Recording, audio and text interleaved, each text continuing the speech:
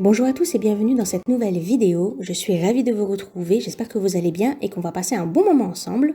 Aujourd'hui, vous l'aurez compris, on va faire la suite de la précédente vidéo. Je vous invite à aller jeter un petit coup d'œil parce que sinon vous risquez de pas tout comprendre si vous n'avez pas vu la première partie. Dans la première partie, je parlais de l'idée de base que j'avais eue et comment à partir de cette simple idée, j'avais développé différents personnages et tout un univers qui était venu s'ajouter au fur et à mesure. Et aujourd'hui, on va parler de la suite de ça, mais avant, on va parler un petit peu du matériel, parce que chose promise, chose due, je vous avais dit que j'allais vous parler du matériel. Et c'est vrai que c'est pas très souvent que j'utilise du feutre à alcool, du coup là, c'est le moment ou jamais de faire un petit point sur cette technique. D'abord, petit point, juste pour vous rappeler que cette version de la vidéo que vous regardez, c'est la version que j'ai faite pour YouTube, pour que tout le monde puisse y avoir accès gratuitement. Mais la version longue, où je fais davantage de planches et où je parle davantage de tout ce qui est l'univers, etc., elle est disponible en exclusivité sur Patreon. La participation est à 2 €, et je rappelle que pour 2 €, vous débloquez l'ensemble du contenu de Patreon, pas seulement cette vidéo. Donc merci infiniment à toutes les personnes qui me soutiennent sur Patreon. Et bien sûr, merci à toutes les personnes qui vont commenter, liker, partager cette vidéo. Toutes les interactions sont la bienvenue puisqu'elles aident la chaîne et je vous en remercie. Vous l'aurez remarqué, pour mes dessins et mes illustrations, j'utilise surtout du mix média, c'est-à-dire un mélange de plusieurs techniques. C'est assez rare que je prenne une technique et que je fasse l'ensemble de l'illustration avec. En général, je vais plutôt mélanger principalement de l'aquarelle, du crayon de couleur et du feutre à alcool. Pour ces dessins-là, comme c'était des petites figures à droite à gauche et pas une seule et même grosse illustration, j'ai décidé de mettre un petit peu plus l'accent sur le feutre à alcool parce que pour le coup, ça s'y prête très bien. Je vais quand même commencer par vous parler du papier, parce que j'ai utilisé du papier aquarelle et non pas du papier marqueur, pour 2 raisons. La première, c'est que le papier marqueur, en général, il est très lisse, et j'aime pas du tout. Alors c'est justifié pour l'utilisation du marqueur, parce que plus la surface est lisse, moins elle abîme les feutres, déjà, et aussi ça fait qu'on a rendu un petit peu plus uniforme. On va moins voir la granulation du papier. Mais moi, j'aime pas ça. J'aime ni dessiner, ni peindre, ni colorier sur ce genre de papier. Et aussi, la plupart des papiers pour marqueurs sont très fins, ou même quand ils sont épais, ils ne sont pas du tout traités pour pouvoir résister à l'eau. Et du coup, comme je savais déjà que j'allais vouloir utiliser de l'aquarelle, il me fallait un papier un petit peu plus résistant. Et le papier que j'utilise là, en fait, je ne vous l'ai jamais montré parce que c'est un papier que j'ai essayé là, très récemment. Alors la marque c'est SM-LT Art, vous inquiétez pas, ce sera dans la boîte de description. Et du coup, c'est un papier que moi j'ai trouvé sur internet, mais quand je l'ai vu, quand j'étais en train de scroller sur internet, je l'ai reconnu parce que en fait je suis certaine qu'il est en vente à Cultura, je suis sûre de l'avoir vu chez eux. Je pense que je l'ai vu aussi dans des petits magasins qui ont un rayon Beaux-Arts, au Géant des Beaux-Arts, enfin en tout cas je l'ai reconnu, donc c'est que forcément je l'avais vu dans des magasins d'art.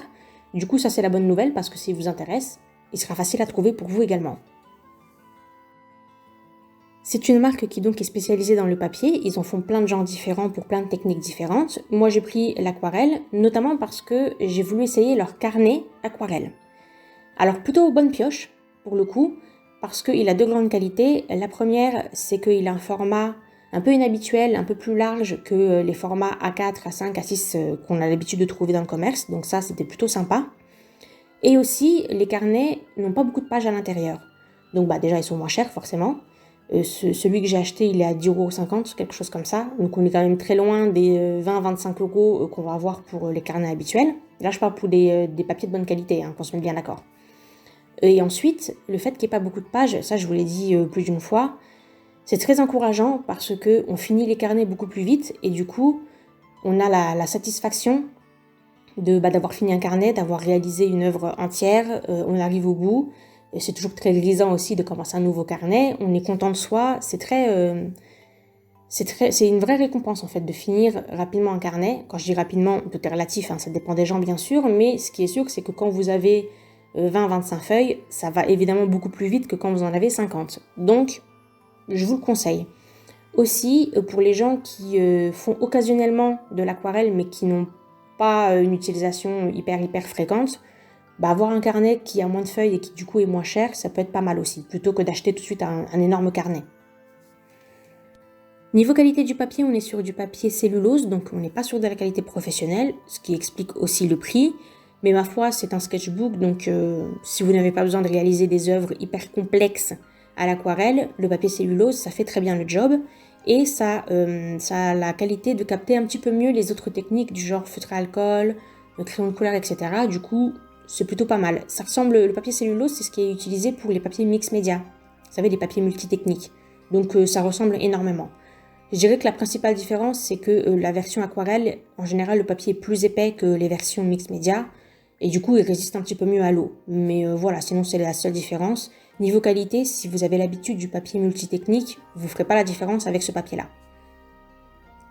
Toujours est-il que, fun fact, j'ai acheté le carnet version aquarelle et au final, j'ai pas fait d'aquarelle à l'intérieur parce que je me suis rendu compte que j'adorais vraiment dessiner dedans. J'adore la sensation du crayon, la texture du papier et tout. Pour le dessin, vraiment, alors c'est personnel, hein, qu'on se mette bien d'accord, c'est mon avis personnel. Peut-être que vous allez dire, je vois pas la différence, mais moi en tout cas, tout de suite ça m'a marqué et du coup je me suis servi uniquement du papier pour dessiner. Parce que au final, des papiers pour de l'aquarelle, j'en ai plein. Mais des papiers que j'aime autant pour dessiner, je pense que c'est la première fois que j'ai un papier qui vraiment m'a fait tilter que j'aimais dessiner dessus. D'habitude, le papier, je suis là en mode, bon, bah tant qu'il est pas lisse, ça me convient, quoi. C'était vraiment mon seul critère. Évidemment, après, pour les techniques de peinture, là, vous allez prendre un papier adapté, vous êtes obligé de faire attention à ce que vous utilisez, mais pour le dessin, somme toute, on peut dessiner sur n'importe quel papier. Donc, je m'en fichais un petit peu. Mais là, vraiment, j'ai tellement aimé que quand j'ai fini le carnet, que du coup, j'ai fait que avec des petits dessins, des petits croquis, j'ai décidé d'acheter le même papier, mais en version bloc. Vous savez, là, on peut retirer les feuilles. Parce que ça existe, hein. Ils ont la version carnet, ils ont la version bloc, je crois qu'ils ont la version avec des spirales, un truc comme ça, enfin bref. Par contre, le truc un petit peu étrange, ça je vous le rajoute, puisque du coup, comme j'ai fait l'expérience, je peux vous en parler, c'est que je me suis dit, bon, quand même, acheter du papier cellulose, qui est plus cher que le papier habituel parce qu'il est très épais, pour dessiner, c'est pas top pour le porte-monnaie. Du coup, je vais tester leur papier dessin, qui est évidemment moins cher parce que c'est du papier beaucoup moins épais, qui n'est pas traité pour l'aquarelle, etc. Et là, pour le coup, j'ai été déçue, parce que j'ai trouvé que le papier, on dirait vraiment du papier, on dirait en fait du papier d'imprimante habituel, vous savez, les grosses ramettes qu'on achète là, mais juste en un peu plus épais. Donc ça, c'était la déception, j'ai pas du tout retrouvé la même texture aussi agréable que pour le papier aquarelle. Bon bah du coup, j'ai racheté le bloc papier aquarelle. C'est pas grave, l'autre je vais l'utiliser comme papier de brouillon. Et du coup, c'est le papier que vous me voyez utiliser là. Je précise que c'est un papier qui a deux grains différents selon le recto et le verso. Il y a un côté où il y a un peu plus de grains, c'est celui que vous me voyez utiliser. Et au dos, il y a beaucoup moins de... La surface est un petit peu plus lisse. Donc vous pouvez choisir, ça va pas avoir le même rendu, à vous de voir. En tout cas, sachez que j'aime beaucoup la version aquarelle. Je recommande pas spécialement les autres, parce que le seul autre que j'ai testé, je l'ai pas aimé. Mais la version aquarelle, je l'aime beaucoup. Petit point maintenant sur le fait de mélanger les techniques. Déjà faites attention parce que selon les papiers, le feutre à alcool, ça peut légèrement baver au moment où vous l'appliquez. C'est-à-dire qu'au lieu de faire juste un trait net, ça va légèrement s'étaler sur les bords et du coup c'est beaucoup plus difficile de faire des détails. En l'occurrence sur ce papier, c'est ce qui se passe. Donc ça m'a pas dérangé parce que pour les détails j'ai fait vraiment à l'aquarelle ou au crayon de couleur. On peut sans problème mélanger les techniques, hein, c'est pas un souci. Mais voilà, sachez-le, ce papier-là, l'encre bave légèrement. Ensuite, selon les papiers, vous avez des fois où il ne va pas trop aimer le mélange selon l'ordre dans lequel vous le faites. Donc testez toujours. Vous prenez un bout du papier que vous avez l'intention d'utiliser, vous mettez du feutre à alcool, vous attendez que ça sèche vraiment, c'est-à-dire attendez le lendemain ou au minimum plusieurs heures, parce que des fois c'est pas parce que c'est sec au toucher que c'est sec à l'intérieur des fibres du papier. Hein. Soyez vraiment vigilants, c'est pas du tout la même chose. Donc vous attendez que ce soit bien sec, et après vous mettez de l'aquarelle dessus, et vous voyez le rendu. Je vous le dis tout de suite, si vous attendez pas que ce soit sec, quel que soit l'ordre où vous mettez, que ce soit le feutre à alcool en premier, puis l'aquarelle, ou l'aquarelle en premier, puis le feutre à alcool, ça va faire des grosses taches, ça va avoir un rendu dégueulasse. Donc il faut toujours attendre que ce soit bien sec. Si vous mettez l'aquarelle en premier, vous n'aurez aucun souci quel que soit le papier, parce que le feutre à alcool, ça se superpose super bien sur l'aquarelle. Mais l'inverse, l'aquarelle sur le feutre à alcool, selon les papiers, ça peut avoir un effet bizarre, donc testez. Bon, sur ce papier, j'ai pas eu de soucis, mais j'avais fait le test, hein, soyez bien certains que j'ai fait très attention. D'abord, j'ai fait le test, j'ai mis du feutre à alcool, j'ai attendu que ça sèche et j'ai mis de l'aquarelle, j'ai vu que ça passait nickel, donc j'ai pu utiliser le papier pour avoir cette technique multi où j'ai utilisé de l'aquarelle, du feutre à alcool et du crayon de couleur. Parlons enfin de la technique que j'ai le plus utilisée pour ces feuilles-là, et c'est une technique que j'utilise pas très souvent, donc là c'est vraiment l'occasion de faire un point dessus. J'ai nommé le feutre à alcool. C'est pas ma technique de prédilection, moi je m'en sers de façon vraiment basique. Je mets un aplat, je fais une ombre, deux ombres, et puis voilà, on n'en parle plus. Mais vous pouvez trouver des artistes qui vont faire des œuvres ultra abouties grâce au feutre. Donc vraiment, si c'est quelque chose qui vous botte, n'hésitez pas à les regarder, notamment les mangaka, c'est leur technique favorite. D'ailleurs, c'est eux qui ont rendu le feutre à alcool très connu. Donc vraiment, aucun souci, n'hésitez pas à aller regarder des œuvres beaucoup plus poussées si vous voulez voir des choses plus abouties. Moi, je ne fais pas d'illustration complète juste au feutre à alcool parce que j'aime pas suffisamment la technique pour ça. Et j'ai pas tellement envie de consacrer vraiment du temps pour la maîtriser.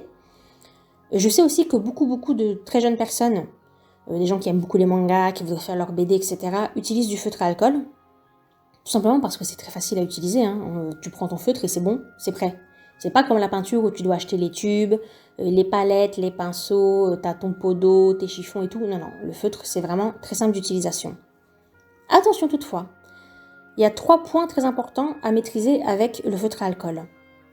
Premièrement, c'est une technique transparente, parce que c'est de l'encre. Donc, on ne va pas dans n'importe quel ordre.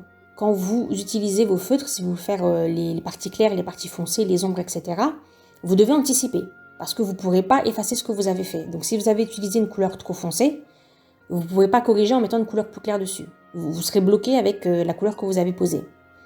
Premièrement.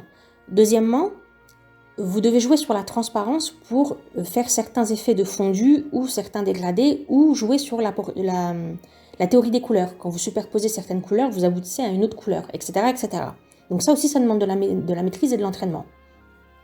Troisième point, et alors ça, j'ai l'impression qu'il y a beaucoup de gens qui ne s'en rendent pas compte, donc on va parler d'un point un petit peu plus technique. Le feutre à alcool, ce n'est pas résistant à la lumière, parce que c'est de l'encre. Ok ? Il y a 0 light fast. Peut-être qu'un jour, ils arriveront à faire une version qui peut résister à la lumière, mais ce n'est pas le cas.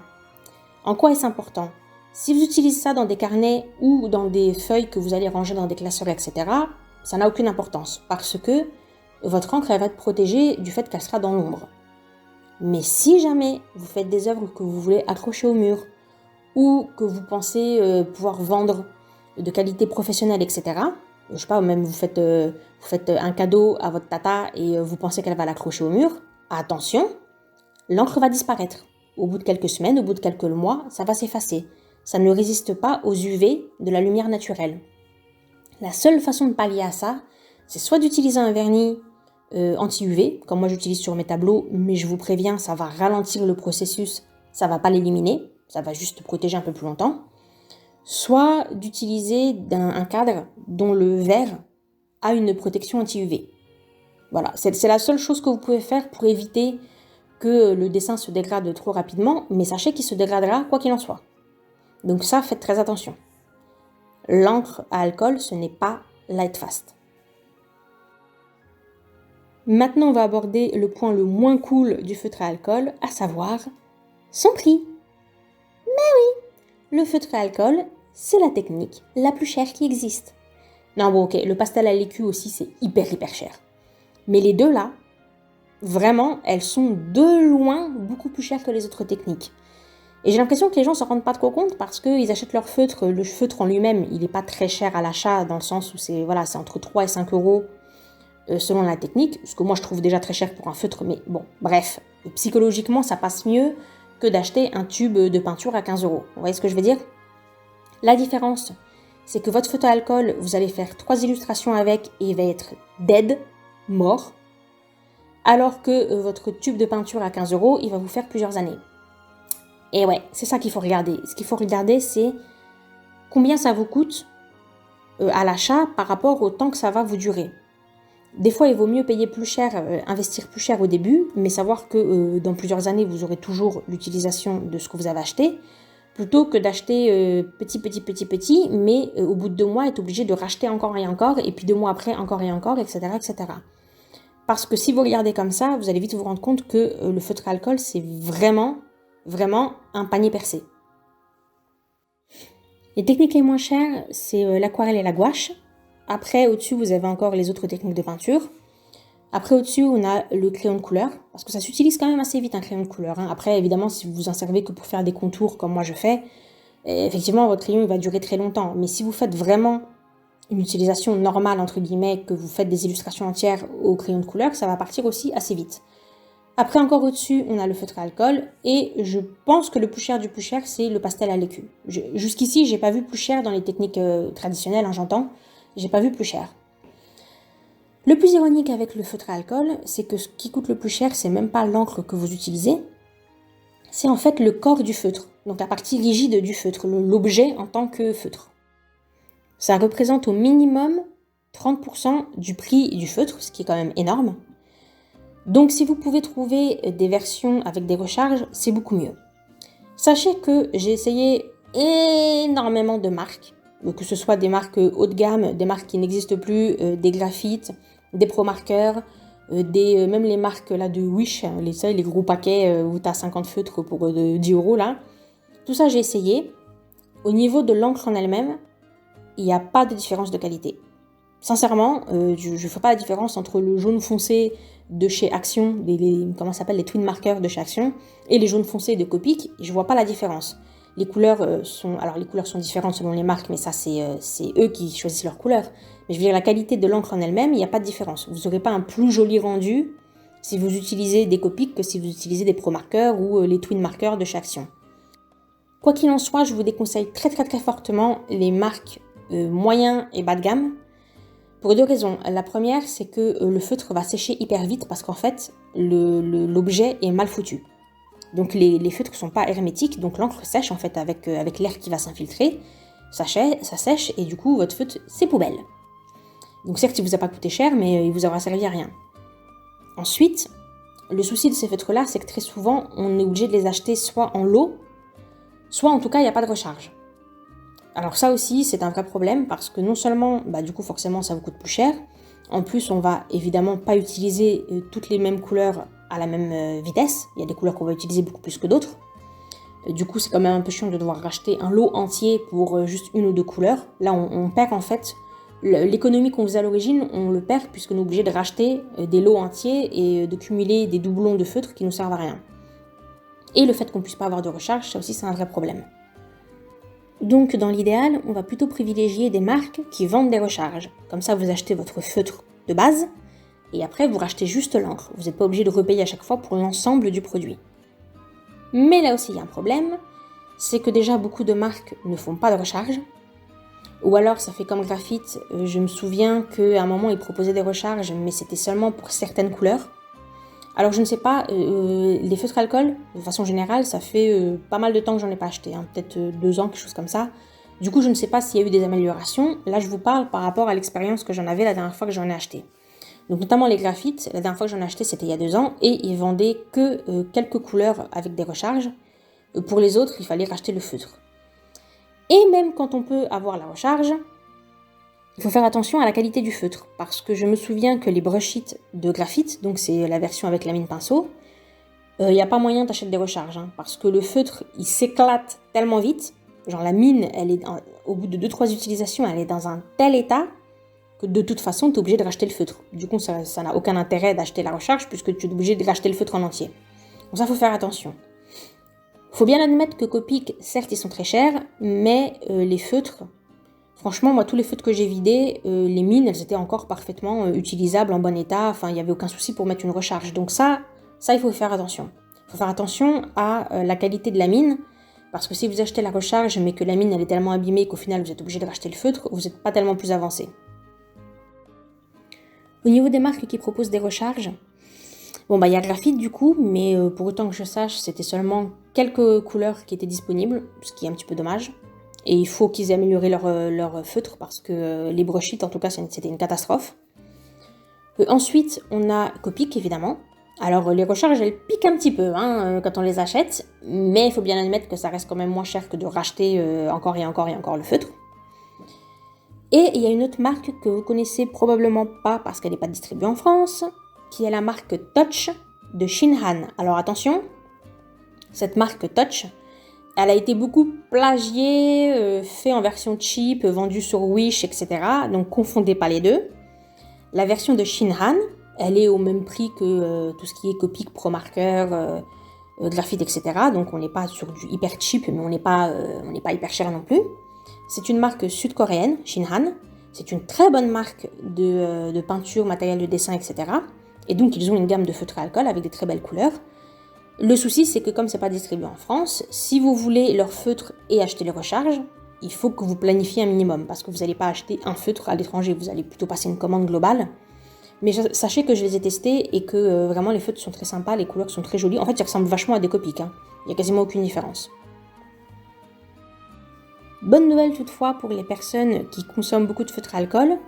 J'ai vu que la marque Moloto était en train de se lancer. J'ai reçu une pub du Géant des Beaux-Arts, donc je sais qu'au minimum vous pouvez les trouver là-bas. Donc Moloto, c'est une très bonne marque qui a très bonne réputation, donc je ne doute pas de la qualité de leurs produits. Normalement, ils font des marqueurs acryliques, vous savez, genre Posca, des bombes de peinture, c'est le produit qu'ils vendent le plus, ils sont très connus pour ça. Bref, et donc là apparemment, ils ont décidé de faire des feutres à alcool. Et le petit big up, c'est qu'ils proposent déjà des recharges, et en fait les recharges, vous gardez le corps du crayon, donc la partie la plus rigide, et vous remplacez en fait l'encre et la mine. Donc les recharges, ça inclut la mine et l'encre. Je pense qu'ils se sont justement rendus compte que parfois les mines s'abîmaient et que du coup ta recharge ne te sert à rien parce que tu es obligé de racheter le feutre. Donc là, ils ont prévu le coup, et quand tu achètes la recharge, qui du coup est quand même moins cher que de racheter le feutre en entier, tu as et la nouvelle mine et la nouvelle encre. C'est pas mal, je pense que c'est un bon compromis. Et la gamme de couleurs, elle a l'air assez sympa. Moi, j'ai pas testé et je pense pas tester dans les médias parce que j'utilise pas beaucoup de feutre à alcool, donc voilà, puis j'en ai déjà tellement, c'est bon quoi. Mais si vous-même, à un moment, vous testez, ou si vous avez déjà testé, n'hésitez pas à me dire en commentaire ce que vous en avez pensé, si vous trouvez que les couleurs sont bien et que le feutre, il a une bonne utilisation. J'ai vu que la mine, c'était une mine pinceau, hein. On aime bien les mines pinceau avec les feutres à alcool, du coup, vraiment, ça m'a l'air d'être un bon produit. Voilà, ça y est, j'ai fini tout le blabla à propos de la technique. Si toutefois vous avez des questions, si vous n'avez pas compris quelque chose que j'ai dit, ou si il y a quelque chose dont j'ai pas parlé, n'hésitez pas à me laisser un commentaire et je répondrai au mieux de mes compétences. On en revient au sujet principal de la vidéo, qui était donc la création de OC, Original Character, leur aspect physique, donc ça c'est ce qu'on appelle le Chara Design. Et puis, par extension, en général, on va créer tout un univers et toute une backstory, un background à ces personnages. On va leur trouver une personnalité, des habitudes, un style, comment est composée la famille, qu'est-ce qu'ils font dans la vie, etc., etc. Dans mon cas, j'étais partie d'une idée assez simple de faire un personnage avec des ailes de papillon dans le dos, un genre de fée, quoi, quelque chose de féerique. Et de ça, je m'étais dit, tiens, est-ce qu'on n'imaginerait pas un monde qui serait notre monde, hein. Là je suis pas en train de parler d'un truc complètement sur une autre planète ou quoi, ce serait notre monde, mais on aurait plusieurs civilisations d'humains qui cohabiteraient. On aurait les humains habituels, donc nous, et puis on aurait les humains avec des ailes d'insectes, donc papillons, libellules, etc. Quelque chose qui ressemblerait à des fées, quoi. Ensuite on aurait les humains hybrides oiseaux, et enfin les humains hybrides chauves-souris. Alors moi je me suis concentrée sur des espèces volantes, mais on aurait pu aller très loin dans le concept, hein. On aurait pu faire des hybrides félins, des hybrides poissons, bref, on peut faire ça avec toutes les espèces, hein. Mais moi je me suis concentrée sur des humains, mais qui auraient des particularités animales. Alors là j'insiste bien, hein. Quand vous faites des Chara Design comme ça, où vous mélangez différentes espèces animales, soit vous faites comme moi, c'est-à-dire des humains, mais avec quelques caractéristiques d'animaux, mais ça reste principalement des humains, soit vous faites l'inverse, c'est-à-dire que vous faites des animaux, mais humanoïdes. Donc par exemple, ils vont avoir des museaux comme les animaux, ils vont avoir de la fourrure, etc. Simplement, par exemple, ils vont se tenir sur leurs pattes arrière, ils vont avoir, donc se dresser comme des humains, ils vont avoir la capacité de parler, ils vont porter des vêtements, vous voyez, des traits qui sont des traits, des caractéristiques normalement qu'on attribue aux humains, mais en leur gardant une apparence très animale. C'est pas le choix que j'ai fait. Moi, mes personnages, clairement, ils ressemblent à des humains. Ils ressemblent à des humains, juste, il y en a certains qui ont certaines caractéristiques des insectes, des oiseaux ou des chauves-souris. Et au-delà des ailes, je pense que je vais aussi rajouter certaines capacités. Par exemple, on imagine que les hybrides oiseaux, il faudrait que je leur trouve des noms à ces différents peuples, parce qu'on imagine bien qu'ils ne vont pas se qualifier eux-mêmes d'hybrides oiseaux, ce serait un petit peu bizarre. Mais bon, d'ailleurs comme les humains ils s'appellent les humains. En vrai, notre terme, c'est Homo sapiens. Mais bon, on ne s'appelle pas les Homo sapiens, on s'appelle les humains.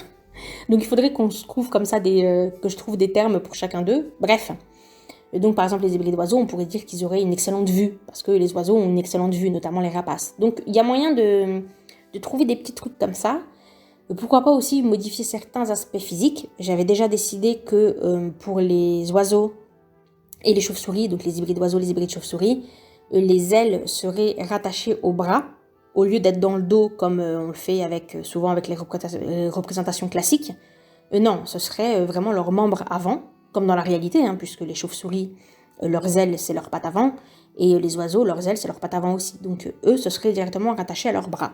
Donc j'ai déjà fait quelques choix comme ça, peut-être que j'irai encore plus loin, je ne sais pas, on verra. Dans la précédente vidéo, je vous avais montré un personnage féminin qui était une humaine normale, donc elle représentait la civilisation des humains classiques, et un personnage papillon, donc enfin un hybride insecte-papillon. J'avais aussi fait exprès pour Patreon une fille avec une fille hybride insecte, donc avec des ailes également, mais j'avais fait des ailes plutôt type ailes de libellule, plutôt que des ailes de papillon, c'était histoire de faire une variante. Et donc dans la vidéo d'aujourd'hui, je refais une humaine qui est censée être la sœur, dans mon esprit en tout cas c'est la sœur de la précédente, du coup elles se ressemblent beaucoup, et un autre personnage hybride, mais du coup comme j'ai déjà fait les insectes, là je fais la chauve-souris. En tout cas c'est comme ça que je les imagine à l'heure actuelle.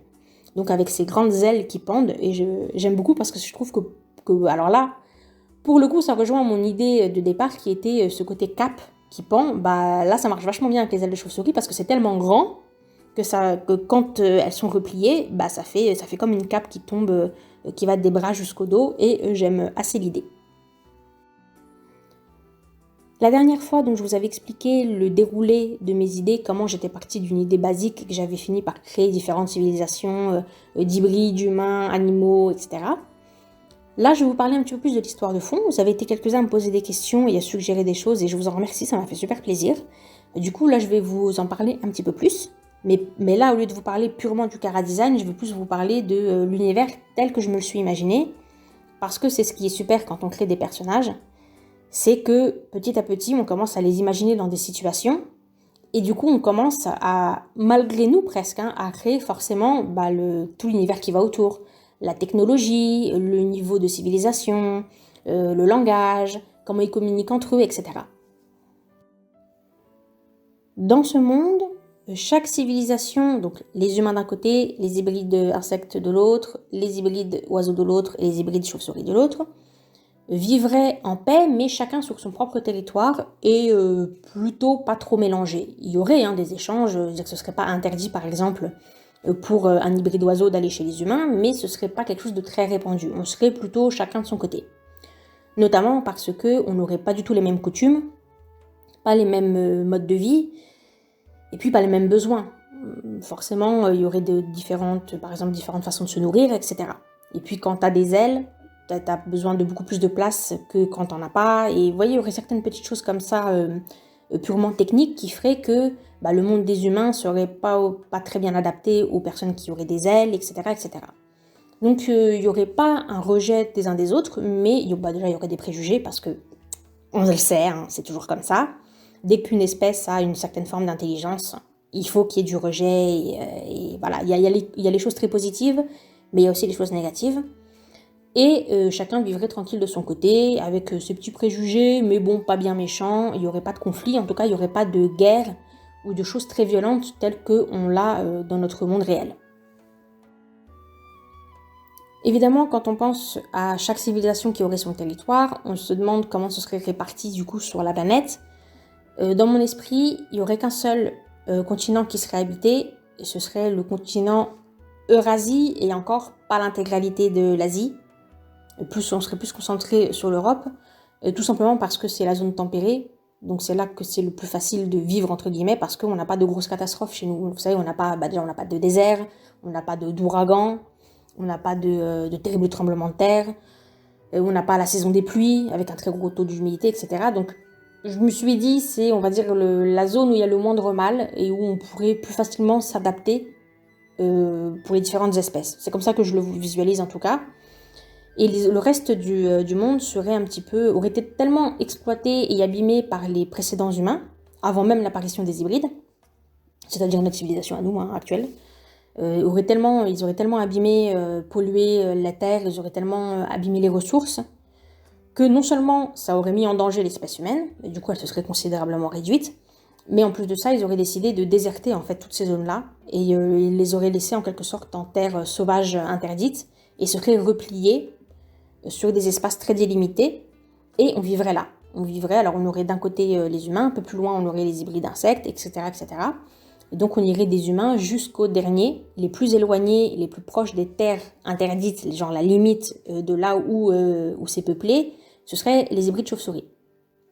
Donc ils seraient les plus éloignés des autres espèces, ce serait aussi eux qui auraient le moins de contact avec les autres. Qui dit espace limité dit aussi contrôle rigoureux de la natalité et du développement de la population. Donc on serait plus du tout sur de la surpopulation. L'espèce humaine serait réduite à quelques millions. Et pareil pour chacune des espèces. Et ce serait extrêmement contrôlé. La natalité serait extrêmement contrôlée. Parce que quand on a des ressources limitées, il faut faire attention. Et en attendant que les terres redeviennent progressivement habitables et qu'on puisse à nouveau s'étaler, si toutefois c'est le choix que feraient les humains, je ne sais pas. Toujours est-il qu'en attendant, il y aurait un contrôle assez rigoureux de la génétique, de la reproduction, etc. Et ce besoin de contrôler la natalité et les ressources, ce serait pour toutes les civilisations, pas seulement pour les humains. Chacun aurait, après avec sa propre culture, ses propres méthodes et sa propre morale, une façon de contrôler le nombre de naissances et les ressources disponibles. J'ai fait ce choix-là d'espace délimité et de contrôle de la population parce que si on partait du principe que chacun faisait comme il voulait, exactement comme là on fait un petit peu actuellement avec l'espèce humaine, il y aurait forcément des conflits entre les espèces parce qu'à un moment donné, chaque espèce aurait besoin de plus de territoire parce que plus grande population, plus besoin de les loger, de les nourrir, etc. Mais du coup, pourquoi ce serait celle de telle espèce et pas celle de telle espèce? Et du coup, il y aurait des conflits, les gens s'entendraient pas forcément et tout. Donc, je me suis dit, le seul moyen de ne pas avoir des peuples en guerre, ce serait que chacun soit responsable de sa population dans son espace attribué. Il y aurait eu des accords signés entre les différents peuples, et les peuples intelligents, avec une intelligence égale à celle des humains, et chacun respecterait ça et aurait la responsabilité de s'y tenir. L'aspect de l'histoire le plus intéressant, maintenant qu'on a réglé ce petit point technique, ce serait du coup quelle serait la relation entre les différentes espèces entre elles, donc les humains avec les hybrides et les hybrides entre eux. Est-ce qu'ils pourraient relationner, est-ce qu'ils pourraient se reproduire ensemble, etc. Alors au niveau du relationnel, je l'imagine tout à fait, puisque les autres espèces seraient certes différentes, mais elles ne seraient pas inférieures à celles des humains, elles auraient le même niveau d'intelligence. Par contre, au niveau de la reproduction, je me suis dit... alors on est d'accord que pour tous, on est sur des mammifères. J'ai hésité à un moment, je me suis dit, est-ce que je fais certaines espèces, notamment les insectes et les oiseaux, est-ce que j'en fais des ovipares? Mais je me suis dit, c'est pas très logique, puisqu'ils sont de constitution humaine. Ils ont le torse, les bras, les jambes d'humains, donc ça n'aurait pas trop de sens d'en faire autre chose que des mammifères. Donc tout le monde est mammifère, voilà. Juste avec des particularités physiques différentes selon l'espèce.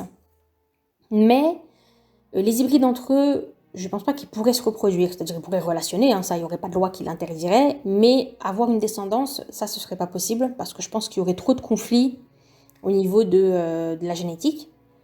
En revanche, ce serait possible avec les humains. Ce serait pas des reproductions très fertiles, donc il y aurait rarement des mélanges, mais ce serait pas impossible, parce que dans mon esprit, il y a moins de conflits avec la génétique humaine, qui est beaucoup plus basique, qu'avec des espèces qui ont chacune leurs ailes, chacune leur spécificité, et du coup ça rentre en conflit. Et, vous voyez, par exemple, si une hybride oiseau se reproduit avec une hybride insecte, bah, du coup, l'enfant, il aura peut-être une aile oiseau, une aile papillon. Enfin, ce serait un peu bizarre. Vous voyez, je me dis, le mélange, il serait un petit peu trop conflictuel.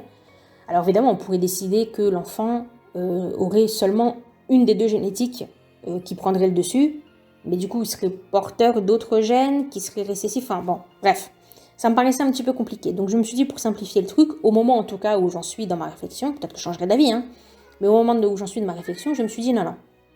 Les hybrides entre eux, il n'y aurait pas interdiction de relationner, hein, ils auraient le droit de vivre des amitiés, des relations de travail et des histoires d'amour. Mais il n'y aurait pas vraiment de descendance, en tout cas ce ne serait pas une descendance fiable. Ce serait un petit peu plus faisable avec les humains. Peut-être même pourquoi pas imaginer des mariages diplomatiques ou des accords explicites pour mélanger un petit peu les gènes, parce que qui dit population réduite dit aussi peu de brassage génétique, et ça c'est pas très bon pour l'évolution. Donc peut-être qu'on pourrait envisager comme ça. En tout cas, ça n'empêcherait absolument pas les différentes les individus vraiment. Là, je parle pas des sociétés en tant que société, mais les individus de relationner les uns avec les autres. Après, avec chacun ses préjugés, ses tolérances, des choses qu'il est prêt à accepter, d'autres non. Mais j'imagine quand même que le fait qu'on soit facilement repoussé par ce qui est différent, ou qu'on soit pas forcément hyper ouvert d'esprit, ou le simple fait que beaucoup de gens veulent avoir des enfants, ils auraient tendance plutôt à rester chacun entre eux.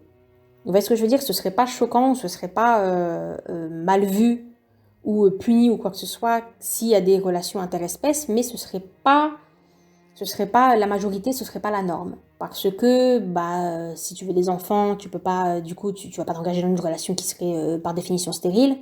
Du coup, tu resterais plutôt avec tes propres espèces. Et puis aussi parce que quand on a grandi dans un type de civilisation, c'est très difficile de s'adapter à une autre civilisation.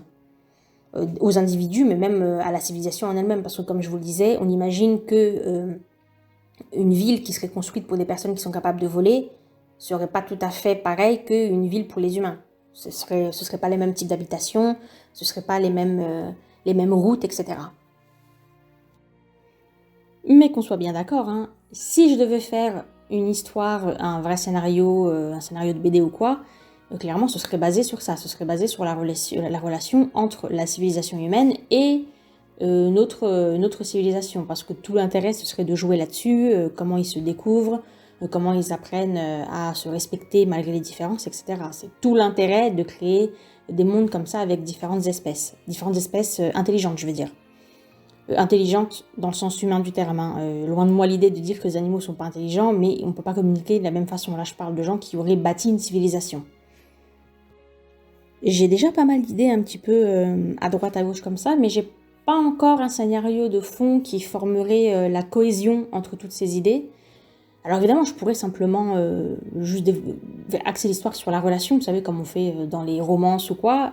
Mais le truc avec ça, c'est que j'aime pas. En fait, j'aime bien quand il y a quand même une histoire de fond qui motive les personnages à autre chose que simplement je te kiffe, j'aimerais qu'il se passe un truc entre nous. Non. Parce que le problème avec ce genre d'histoire, c'est que soit il faut aller assez vite et du coup, on a l'impression que c'est un peu bâclé, que la relation elle n'a pas le temps de se développer, de mûrir, surtout quand on est sur une histoire avec des êtres qui sont vraiment très différents de base.